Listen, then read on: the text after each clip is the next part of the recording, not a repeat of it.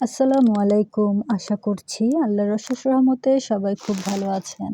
আলহামদুলিল্লাহ আমিও খুব ভালো আছি। খুবই চমৎকার বাগান বিলাস দিয়ে আজকের ভিডিওটা শুরু করেছি। আর শীতকালে বাগান বিলাসের রূপটা অনেক বেশি সুন্দর হয়ে যায়।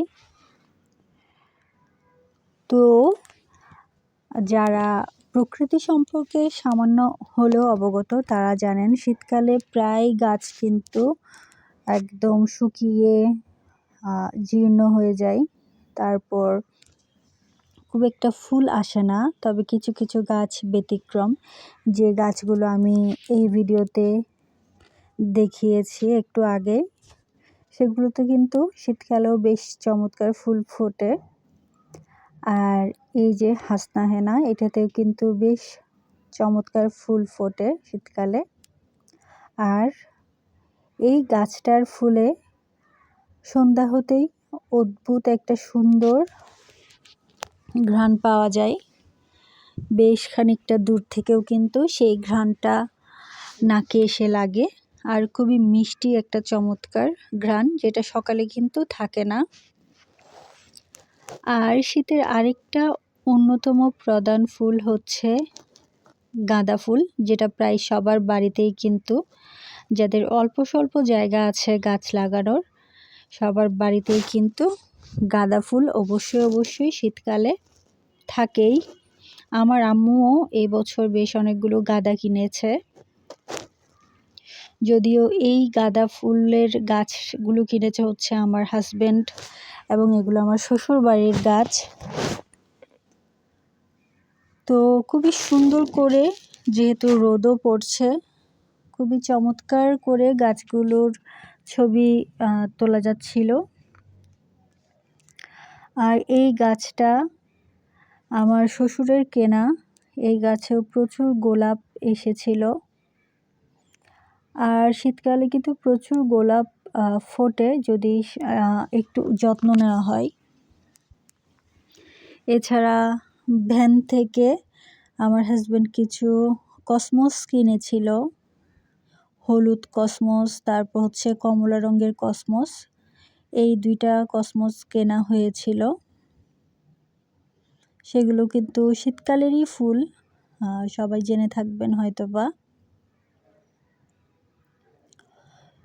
তো যে কোনো ফুলের মধ্যে হলুদ রঙটা কিন্তু খুবই আকর্ষণীয়।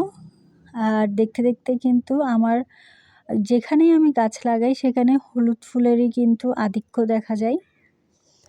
যত যাই কিনি না কেন হলুদ ফুল সেখানে থাকবেই, এটাই যেন একটা অলিখিত নিয়ম হয়ে গিয়েছে। আর এই জবাগুলো দিয়ে দুঃখিত, এই গোলাপগুলো দিয়ে কিন্তু আমি রোজ ওয়াটারও বানাই মাঝে মধ্যে। তো দেখতে পেলেন হলুদ কসমসের সাথে কমলা কসমস যেটা বলেছি, এটাই হচ্ছে সেটা। এগুলো অনেকেই হয়তোবা গাঁদা ফুল মনে করতে পারে, যাদের হয়তোবা খুব একটা বেশি আইডিয়া নেই গাছ সম্পর্কে, তারা ভিডিওতে হয়তোবা এটাকে গাঁদাও মনে করতে পারে। আর এই ফুলটা হচ্ছে বোতাম ফুল বলা হয় বাংলায় এটাকে। অসম্ভব সুন্দর, এবং ফুটলে একসাথে অনেকগুলো ফুটে। তবে এটা মাটির চেয়ে যদি টবে দেওয়া হয় এবং ছেটে রাখা হয়, তাহলে কিন্তু এটার সৌন্দর্যটা অনেক বেশি বেড়ে যায়। এছাড়া নয়নতারা রয়েছে, তারপর বিভিন্ন ধরনের পাতাবাহার গাছ সংযুক্ত করা হয়েছে বাগানে। তো এগুলো আমার হাজবেন্ড কিনেছিল, সবই ভ্যান থেকে কিনেছে। আর এই জায়গাটা হচ্ছে আমার শ্বশুরবাড়ির রান্নাঘরের দিকের জায়গা। এখানে বেশ বড় একটা জায়গা জুড়ে বেগুন এবং মরিচ চাষ করা হয়েছে। তো দেখতে পাচ্ছেন বেশ অনেকগুলো কিন্তু বেগুন দেখা যাচ্ছে। তো সেদিন শুধুমাত্র 2টা বেগুন আমরা ছিঁড়েছিলাম, আর কিছু ধনেপাতা, খুব বেশি কিন্তু ছেঁড়া হয়নি, কারণ পরবর্তীতে বেগুনগুলো নিয়ে শহরে আসার চিন্তা ছিল, তাই বাকিগুলো গাছেই রেখে দেওয়া হয়েছিল। তো ছোট, মাঝারি, বড় সব ধরনের বেগুন মোটামুটি ছিল গাছে।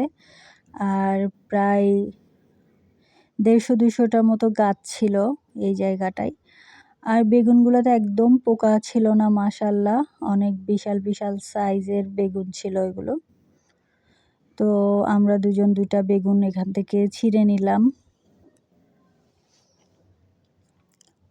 এর পরের দিন অবশ্য আরও অনেক ছেঁড়া হয়েছে, সেগুলো ভিডিও করিনি, এমনিতেই আপনাদেরকে দেখাবো ইনশাআল্লাহ এই ভিডিওতেই। তো এই তো 2টা বেগুন এবং অল্প কিছু ধনেপাতা। তো এরপর গিয়েছি হচ্ছে নদীর পাড়ের জায়গায়। এখানেও বেশ কিছু জিনিস লাগানো হয়েছে, দেখতে পাচ্ছেন। এটা এক জাতের শিম বলা হয়, একটু লম্বাটে যে শিমটা হয়, অর্থাৎ রাজমা। রাজমা বললে এখন অনেকেই হয়তো চিনতে পারেন। রাজমাটা এখন বেশি খাওয়া হয়, যারা বিভিন্ন ধরনের ডায়েট করেন তারা কিন্তু রাজমাটা বেশি খান, প্রায় সারা বছরই খান। তো সেখান থেকে বেশ অনেকগুলো রাজমা কিন্তু তুলে আনা হয়েছে। এগুলো খোসা ছাড়িয়ে রাখবো, খোসা ছাড়ালে হয়তো বুঝতে পারবেন। এই যে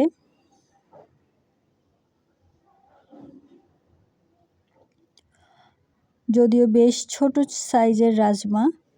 আর এই তো এখানে অনেকগুলো বেগুন নিয়ে নেওয়া হয়েছে, দেখতে পাচ্ছেন।